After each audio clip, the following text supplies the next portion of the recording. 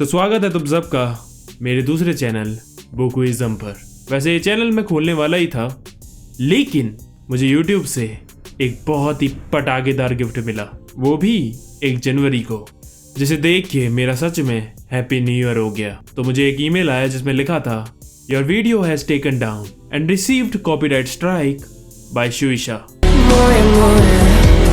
तो जी हाँ, एक स्ट्राइक आ चुकी है। तो मेरी फट गई। तो मैंने सोचा यार अब दूसरा चैनल खोलना पड़ेगा, इसीलिए अब मैं आऊं। तो ये सारी तो राम कथा हुई, अब मेन टॉपिक पे बात करते हैं। तो तुम लोग काफी दिनों से कह रहे थे वी वांट बरसर्क को एक्सप्लेन करो, तो आपका हुक्म सर आंखों पर। तो मैं एक ये नई सीरीज चालू कर रहा हूं जिसमें मैं खतरनाक मांगास को कवर करूंगा, और उसमें पहला नंबर है बरसर्क का, रिगार्डेड एज द ग्रेटेस्ट मांगा ऑफ ऑल टाइम। तो शुरू करने से पहले मैं कुछ इंपॉर्टेंट चीजें बताना चाहता हूँ, ध्यान से सुनना। पहला कि मैं ज्यादा मांगा के पैनल्स नहीं दिखाऊंगा, कॉपीराइट स्ट्राइक। लेकिन फिक्र मत करो, मैं तुम्हें इतनी अच्छी तरह समझाऊंगा कि तुम्हें उनकी भी जरूरत नहीं पड़ेगी।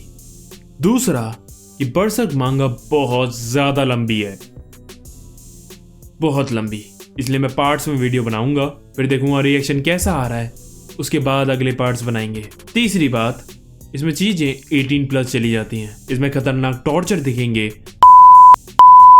और भी काफी ज्यादा डार्क चीजें। तो मैं वो सारे शब्द ऐसे ही बीप करके बोलूंगा, तुम नीचे देख के समझ लेना क्या बोला है, और कमेंट्स में कोई ऐसे वर्ड्स मत यूज करना। और आखिरी बात, ध्यान से सुनना, जहां मिस हुआ वहां चीजें समझनी बंद हो जाएंगी। ठीक है, तो शुरू करते हैं। साथे बरसर्क मांगा चैप्टर 0.01। तो ये चैप्टर शुरू होता है के साथ। हमारा मेन कैरेक्टर गर्ट्स किसी लड़की के साथ लगा पड़ा हुआ है, और उसके बाद पता चलता है कि वो एक लड़की का रूप लिए एक मॉन्स्टर होता है जो उसे फंसाने की कोशिश कर रहा होता है। लेकिन गर्ट्स पहले से उसकी चाल को जानता था और उस मॉन्स्टर को बुरी तरह मार देता है। फिर वो वहां से निकलकर एक शहर में जाकर पहुंचता है। अब क्या है कि बरसर्क की कहानी थोड़े पुराने टाइम की है, जब राजा महाराजा और किले हुआ करते थे। शहर पहुंचने पर उसे एक घोड़ा गाड़ी दिखती है जिसमें कई सारे बच्चों और औरतों को ले जाया जा रहा होता है। अब कहां, ये बाद में पता चलेगा। उसके बाद वो शहर के एक बार में जाता है जहां कुछ लोग एक फेरी को तंग कर रहे होते हैं। वो सीधे जाता है बार के मालिक के पास और कहता है ये जगह थोड़ी बर्बाद होने वाली है, और अपने क्रॉसबो का तीर सीधे उस आदमी के सर में घुसेड़ देता है जो फेरी को परेशान कर रहा था। उसके बाद वो उसके एक आदमी को छोड़कर सारे आदमियों को अपने तीरों से छल्ली कर देता है, और उस आखिरी आदमी से कहता है कि तुम कोका कैसल के रॉबर हो ना, तो ऐसा करना, ये मैसेज अपने बॉस तक पहुंचा देना कि द ब्लैक स्वॉर्ड्समैन आ चुका है। तभी उसके पीछे से एक और बंदा हमला करता है, और पलट कर वो अपनी हाइट जितनी तलवार से उस आदमी के 2 टुकड़े कर देता है और वहां से निकल जाता है। उसके बाद रोड पर उसका पीछा करते हुए फेरी वहां पहुंच जाता है। वो अपना नाम पक बताता है और उसे कई सारी बातें बता रहा होता है, लेकिन गर्ट्स फुल इग्नोर कर रहा होता है। तभी रोड पर कई सारे सोल्जर्स उसे घेर लेते हैं, उसे पकड़ कर ले जाते हैं, उसे मारते हैं, और वो बंदा उसे कूटते कूटते थक जाता है। लेकिन गर्ट्स भाई का एक भी एक्सप्रेशन चेंज नहीं होता। उसके बाद वहां का मेयर उससे मिलने आता है। वो कहता है कि जिस बंदे से तुम लड़ना चाहते हो वो इंसान नहीं है। गर्ट्स कहता है मुझे पता है, वो इंसान नहीं, मॉन्स्टर है जो लोगों को खाता है, और मुझे ये भी पता है कि तुम उसे उसका खाना बेचते हो। जब मैं शहर में आया था तो मुझे एक घोड़ा गाड़ी दिखती है जिसमें कई सारी औरतें और बच्चे ले जाए जा रहे होते हैं। मेरे घबरा जाता है और वहां से चला जाता है।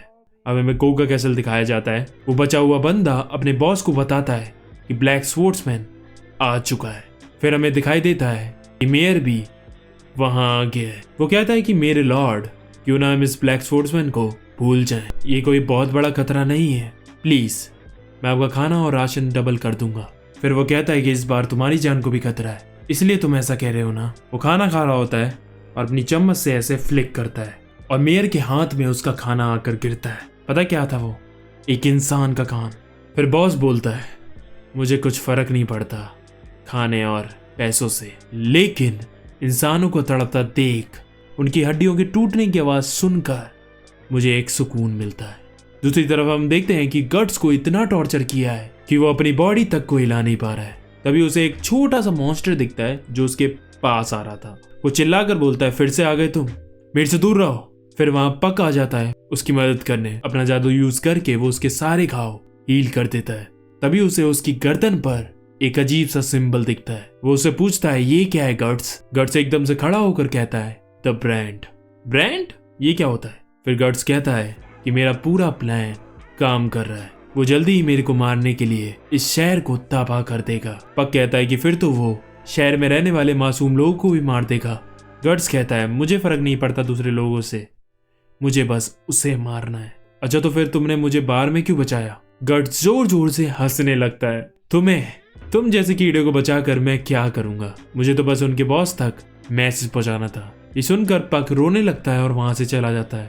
लेकिन पक जो वहां जेल की चाबी लेकर आया था उससे गट्स बाहर निकल सकता है। तभी उसे आवाजें सुनाई देती हैं और वो खिड़की पर जल्दी जाता है और उसे दिखता है कि पूरे शहर में आग लगनी स्टार्ट हो गई है, जिसका मतलब है कि वो उसे मारने के लिए आ चुका है। गट्स के गर्दन पे जो मार्क था उससे खून निकलने लगता है और फिर वो कहता है कि मैं इसी वक्त का इंतजार कर रहा था। पक ऊपर से पूरे शहर की तबाही देख रहा होता है। हर जगह आग और लाशें बिछी हुई थी। जो भी उनके सामने आ रहा था वो उसे मारते हुए जा रहे थे।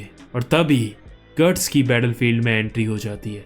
एक एक करके वो उसके सोल्जर्स को तीरों से छल्ली कर देता है और उसके बाद तलवार निकालता है और एक बंदे को उसके घोड़े सहित उसके 2 टुकड़े कर देता है।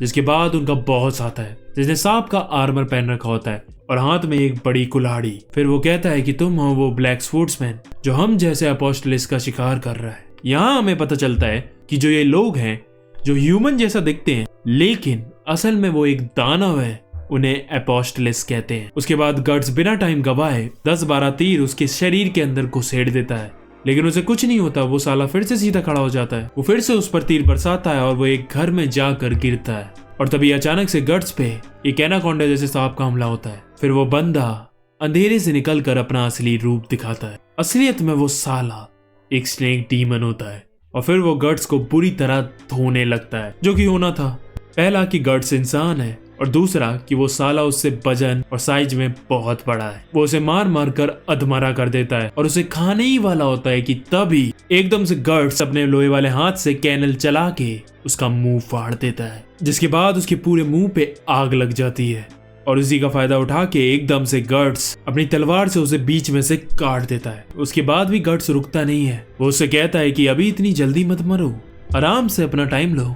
तुमने सही कहा था, इंसान बहुत कमजोर होते हैं लेकिन उसके बावजूद हमें कितना भी मारा जाए या टॉर्चर किया जाए हम फिर भी जीना चाहते हैं। लो अब तुम भी थोड़ा दर्द लो। और गट्स उसे बुरी तरह से तीरों से छल्ली करके मजे ले रहा होता है। और तब वो स्नेक डीमन उसकी गर्दन का मार्क देखता है और कहता है ये तो ब्रांड ऑफ सैक्रिफाइस है। गट्स उससे पूछता है कि गॉड हैंड्स के 5 मेंबर कहाँ हैं। वो कहता है मुझे नहीं पता, ऐसी चीजों के बारे में हम जैसों को नहीं बताया जाता। ठीक है तो अब तुम आराम से चल कर मरो। वो डीमन भीख मांगने लगता है। मैं मरना नहीं चाहता। लेकिन गट्स पूरे टशन में उसे चलता हुआ छोड़ के चला जाता है। ये सब देखने के बाद वहां खड़ा पक कहता है ये बंदा तो बर्सर्क है, जिसका मतलब पागल, क्रेजी, आउट ऑफ कंट्रोल। अब समझे इस सीरीज का नाम बर्सर्क क्यों है। हमारा मेन कैरेक्टर गट्स जरूर एक इंसान है लेकिन वो दिल और दिमाग से इतना कुछ झेल चुका है कि अब वो कोई शैतान से कम नहीं। और इस चैप्टर के आखिरी पैनल में